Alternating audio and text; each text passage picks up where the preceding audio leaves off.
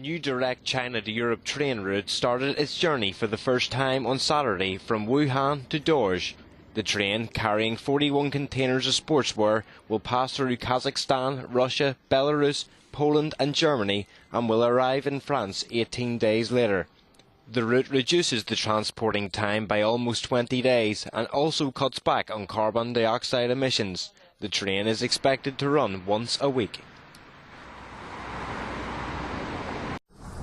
The Deputy Speaker within the Iraqi Kurdish Parliament has announced the resignation of the region's president. Massoud Barzani is to step down on November the 1st following an independence referendum which he championed but which has backfired, triggering a regional crisis. In a bitter televised address, Barzani defended the independence vote. The Peshmerga played a major role in the Mosul operation, and without the Peshmerga, the Iraqi army would never have been able to liberate the city of Mosul. We thought that the international community would reward the Peshmerga and the people of Kurdistan in return with independence.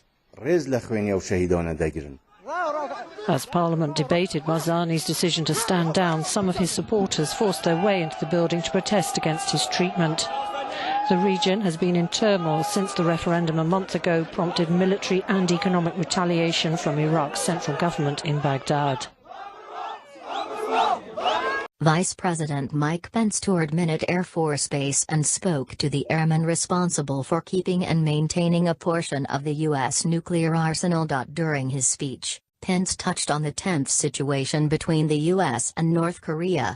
He maintained the U.S. does not want to go to war with the Democratic People's Republic of Korea. In the face of ongoing threats and provocations by the regime in North Korea, I can assure you the United States will continue to marshal economic and diplomatic pressure to demand that North Korea abandon its nuclear and ballistic missile programs. President Trump has made clear that the United States has, in his words, great strength and patience. All options are on the table. But Pence also made it clear that North Korea, and the rest of America's enemies, should not underestimate the capabilities of our military. Our enemies should never doubt the capabilities of the armed forces of the United States of America. Anyone who would threaten our nation should know that America always seeks peace, but if we are forced to defend ourselves or our allies, we will do so with military power that is effective and overwhelming. To that end, the Vice President told the airmen stationed at Minot Air Force Base, and the U.S. military at large, they should be ready to carry out their duties at a moment's notice. Now more than ever, your Commander-in-Chief is depending on you to be ready, stay sharp, mind your mission, and your airmen, and be that credible deterrent that has assured the security of the American people for generations, Pence said. The amount of carbon dioxide in the Earth's atmosphere grew to a record high in 2016, according to the United Nations. Last year's increase was 50% higher than the average of the past 10 years. Researchers say human activities and the El Nino weather pattern drove the CO2 to a level not seen in 800,000 years. The change could fuel an up to 20-metre rise in sea levels and add 3 degrees to temperatures. The report's been issued a week ahead of the next round of UN climate talks. Despite President Trump stating he intends to take the US out of the deal, negotiators will be working on guidelines for the Paris Climate Agreement of 2015. Hundreds of people gathered in central Moscow on Sunday to honor the memory of thousands of men and women executed by the Soviet authorities under leader Joseph Stalin. Speakers read aloud the names of some 30,000 Muscovites, only a small portion of the estimated 1 million or more thought to have been killed. The authorities try to flirt with this dark past. We sometimes see how in different situations they allude to some kind of affinity with the Soviet Union, with Stalin. That's why events such as today are all the more important, so that the authorities will see that the people have forgotten nothing. Memorial, a widely respected civil rights group, has held the ceremony every year since 2006. Germany's ambassador to Russia attended this time. 20th century has known so much repression in my own country too, in Germany.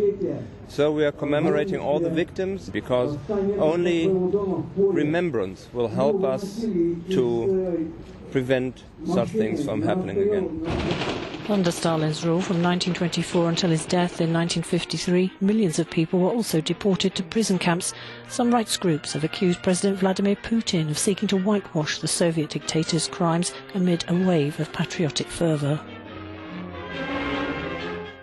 Strong winds battered northern and central Europe on Sunday, killing 2 people in Poland, 2 in the Czech Republic and 1 here in Germany. Winds reached more than 100 kilometres an hour in several parts of the Czech Republic and topped 180 kilometres per hour on Snežka, the country's highest mountain. The victims in Poland and the Czech Republic were killed by falling trees. The storm also knocked out power to thousands of Czechs and Poles. In Germany, railway operator Deutsche Bahn cited what it called significant damage on main routes. It said rail traffic on many routes in northern and central Germany would remain suspended until Monday. The decision left thousands of travellers stranded and cut rail access to cities like Bremen, Hamburg, Berlin, Hanover and Kiel. 1 man died after being hit on a pavement in a town in the north of the Czech Republic. A woman was also reportedly killed. The weather delayed or halted traffic on several railway lines and slowed rail traffic.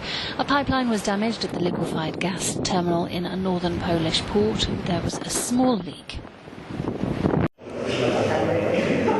The Spanish chief prosecutor has called for charges, including rebellion, to be brought against Catalonia's leaders over their push to separate from Spain. He also called for them to be charged over misuse of funds. Under Spain's legal system, the request will now be considered by a judge. El Ministerio Fiscal The public prosecutor has filed complaints for crimes of rebellion, sedition, embezzlement and other related acts against the main political leaders of Catalonia, whose decisions and actions over the last 2 years have produced an institutional crisis that culminated with the unilateral declaration of independence made with total disregard for our constitution on October the 27th.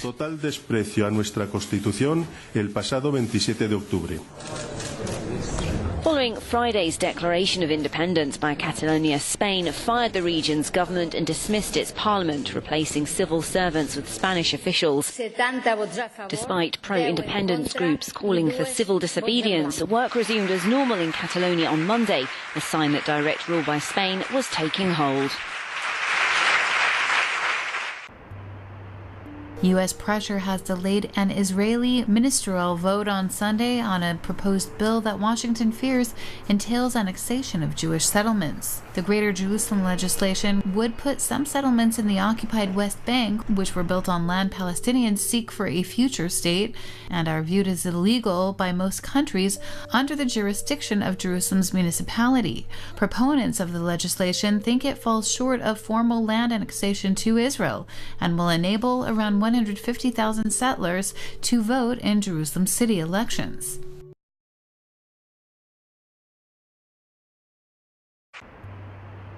U.S. pressure has delayed an Israeli ministerial vote on Sunday on a proposed bill that Washington fears entails annexation of Jewish settlements. The Greater Jerusalem legislation would put some settlements in the occupied West Bank, which were built on land Palestinians seek for a future state, and are viewed as illegal by most countries, under the jurisdiction of Jerusalem's municipality. Proponents of the legislation think it falls short of formal land annexation to Israel and will enable around 150,000 settlers to vote in Jerusalem city elections. E dall'odierno momento per oltre spazio commerciale, ora non sto back, non si forma in deportivo.